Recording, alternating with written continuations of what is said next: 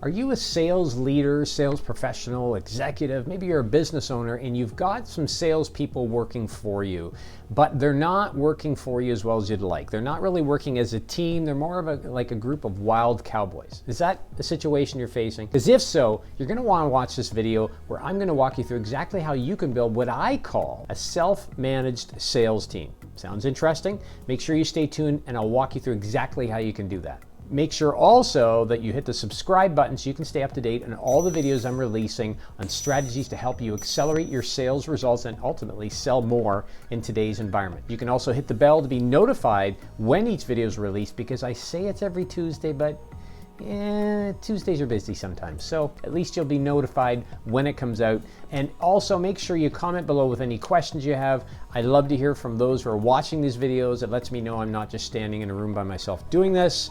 So make sure you comment on any ideas and additional input you have relative to the topic so that we can build this out and make it a great resource for anybody that visits. Hey, I'm Shawn Casemore and I have been selling since I was 11 years old. I know that sounds crazy, it's true. Check out my website, you read all about it. But more importantly, the last 20 years, I've been studying the habits of top performing sales professionals, doing a lot of coaching and advisory work, and I've learned so much. And my whole goal here is to share these strategies with you so you have tips and tactics on what's working in today's environment to help you sell more, ultimately. So today we're gonna talk about building what I call a self-managed sales team. So if you're a sales leader at any level or even a business owner, you want a sales team that works together, works collaboratively, and can drive results in and amongst themselves without so much guidance and prompting from you, right? You should. So if that's the case, I've got a number of steps I'm going to walk you through to build that team. So let's jump in to step number one. Step number one in building out a self-managed sales team is that each and every salesperson on your team, there needs to be a level playing field. Here's what I mean by that.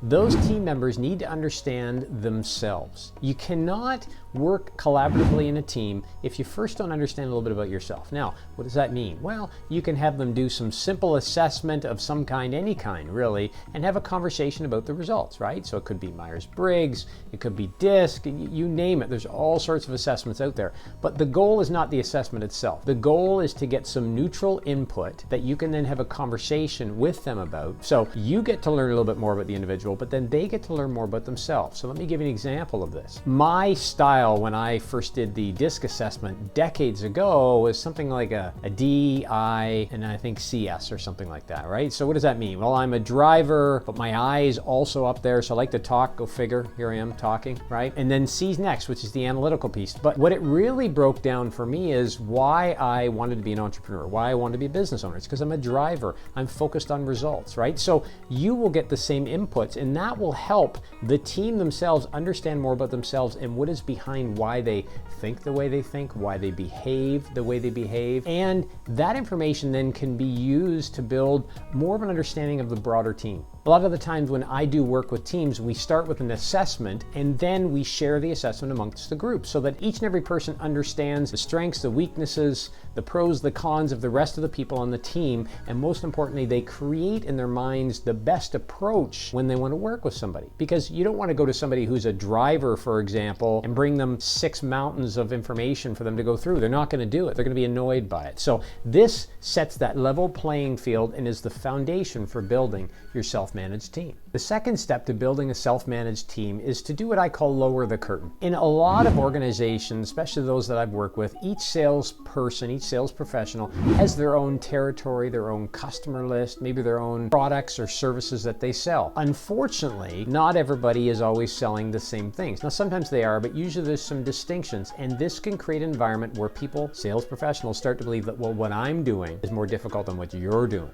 right? My job is harder than your job, and that creates a barrier to the team working together. So you want to lower the curtain. You want to ensure that every salesperson on the team understands what other people are working on, and more importantly, understands the challenges other people face. Now, that can happen over time through one of the next steps I'm going to talk about, which is the sharing of information through a daily meeting.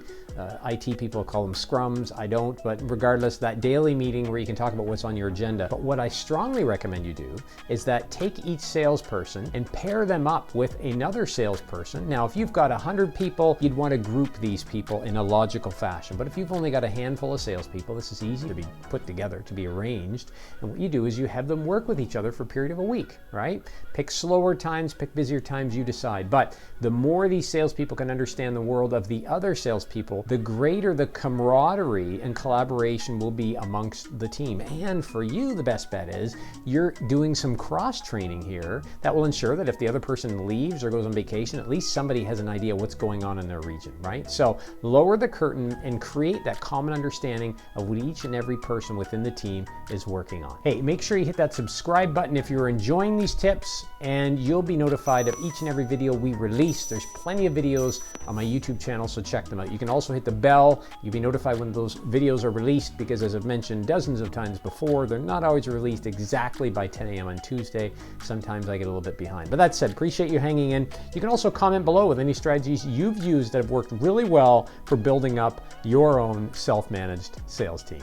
The third strategy that you'll want to introduce here to build out your self-managed sales team is what I call collaborative performance criteria, CPC. Now, why is that important? Because what often happens is the criteria for sales are set by management. So the number of calls you make, the number of proposals you write, the number of proposals you close, right? Those are the common criteria. But here's the thing, as we mentioned before, you and I both know that different sales professionals have different strengths and weaknesses. Different sales professionals deal in different territories, and therefore sometimes there's some uniqueness about the measures or metrics that they should or can be using. What you want to do is have the sales team themselves identify the criteria by which they should be measured. Now, how do you do that? Well, you say to them, look, I've got some basic criteria here that I would like to make sure we measure as a sales organization. I want you to have a look at this, identify anything else you would add that you think is important, and any changes you would make. Now, why are we doing this? Well, first off, we're creating an environment where we've got the team working collaboratively to come to a conclusion. So that's going to help build this self-managed aspect. We're getting the team to engage and make decisions on their own. That's what self-managed is all about. But most importantly, we're getting the team to create the measures by which we're going to measure their performance. So it makes it very difficult to receive pushback if somebody's not meeting the criteria, because hey, after all, it's their criteria, right? So use this to create these collaborative performance criteria and have the team come up with these, building on what you provide them. And you've got to be open to this. If they bring you back some changes and they've got some reasoning, you're gonna have to be open to making those changes. But nonetheless, if you do this, it's gonna start to build that environment, and most importantly, set you up for success when it comes to having performance conversations and people reporting on metrics relative to how they're doing in their sales each and every week, day, and month. All right, the last tip I want to share with you to build out your self-managed sales team is routine communication. Now, I've referred to this in a couple of earlier points, but here's the key. I worked with a business owner many years ago. He had a few people in sales. It wasn't a large business by any shape of imagination. But what happened is, one of them worked from home, one of them worked in another territory, so they were also working from home, and one worked in the office. And then the owner themselves did some selling. But I found a lot of times there was such a lack of communication as to who's doing what, where things are at. So I said, look, every day, jump on a Zoom meeting or Teams, whatever it is, set the time, 9 a.m., everybody gets on. I just want you to walk through what are the priorities that you're working on for the organization, and then just go around the room and have everybody share what are the challenges I'm facing and what am I going to be working on today and this week. That's all you do. It should take no more than 15 minutes. And he moaned and groaned and didn't want to do it, and the employees didn't want to do it, but you know what? They started to do it. But a year later, I ran into him at an event, and he came up to me, he says, Shawn, I got to say, that idea about meeting daily was the best idea of everything you've shared with me. That's the best idea ever. So what I want you to consider is you need to get your sales team talking daily. Now, I know depending on how far across the world that your salespeople are spread and the time zones are in, that can be a challenge. But you need them to be speaking briefly every day. And the format is simple, right? As the leader, you can share kind of some important information. Keep it brief, no more than 5 minutes for you in this conversation.